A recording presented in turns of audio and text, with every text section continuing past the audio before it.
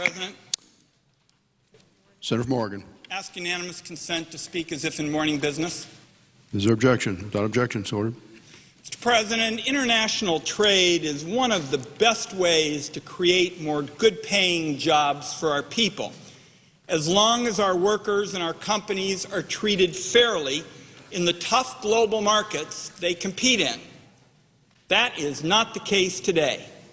Chinese trade cheats, after being found guilty of dumping their goods in America, now launder these goods by illegally shipping them through Korea and other countries.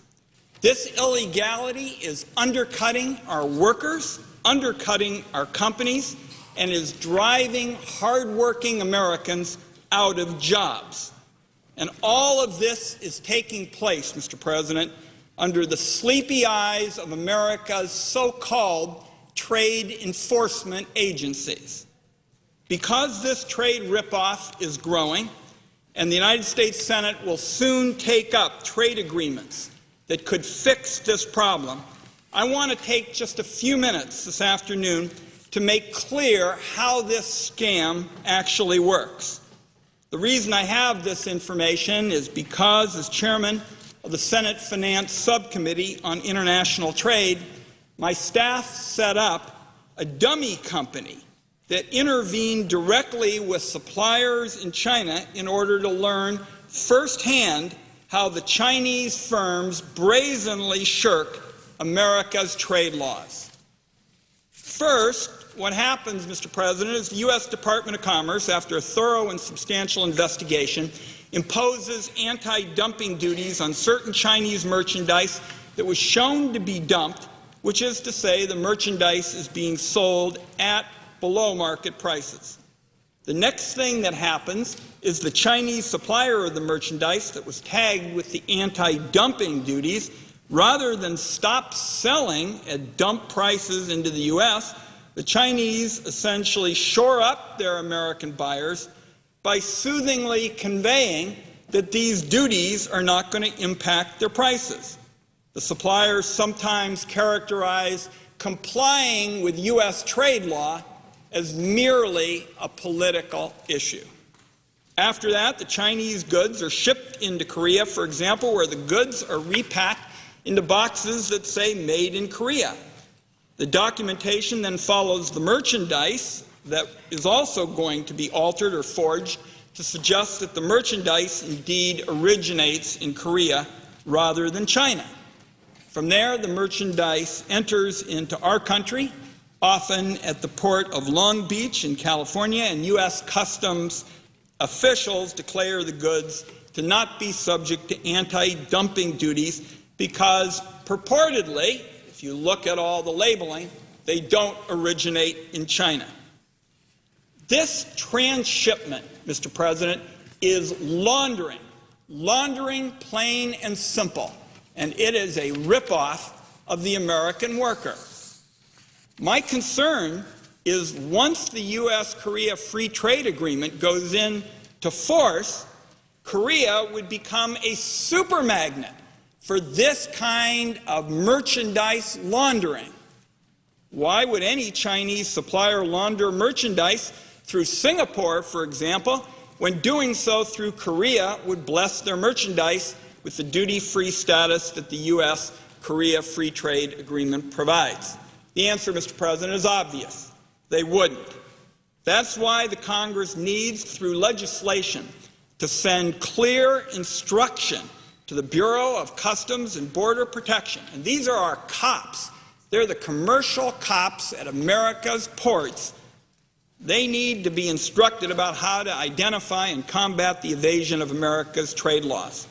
And my view is this is absolutely critical to ensuring that the U.S.-Korea Free Trade Agreement is not a tool that further empowers unscrupulous Chinese exporters. Now, for almost a century, our trade laws, the anti-dumping and the countervailing duties, have been enforced by Democratic and Republican administrations. They represent the frontline defense that protects our American workers They're the laws that protect our businesses and our families from unfair and unscrupulous trade practices employed by foreign competition.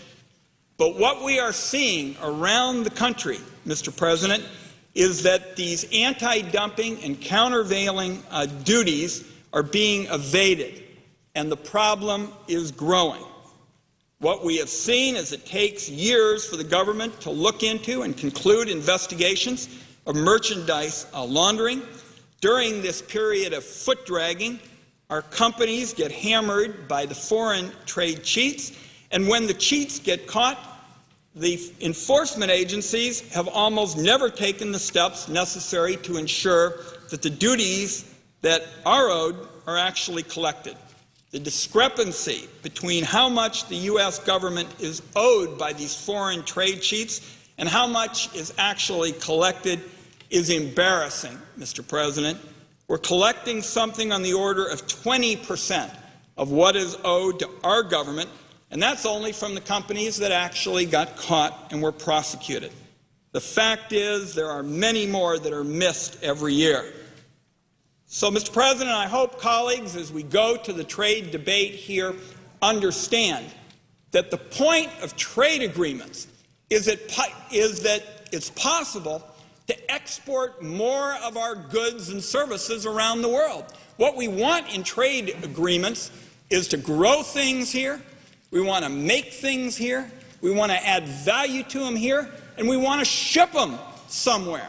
So we want to export our goods and services, not export our jobs.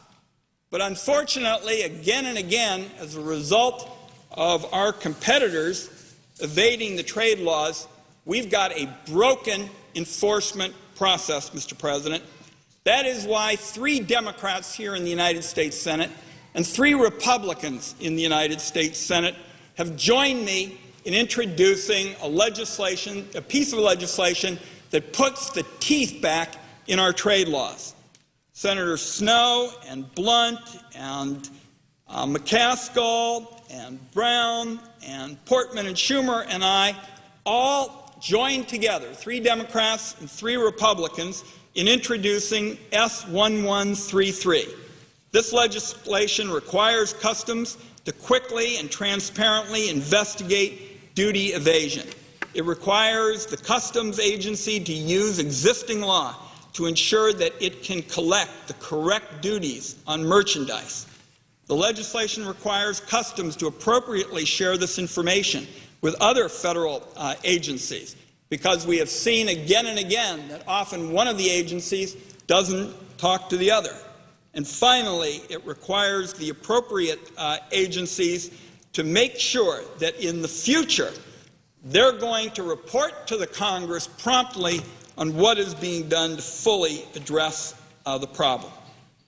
Let me wrap up, Mr. President. I see colleagues on the floor by simply saying that I believe trade agreements create more jobs for our people.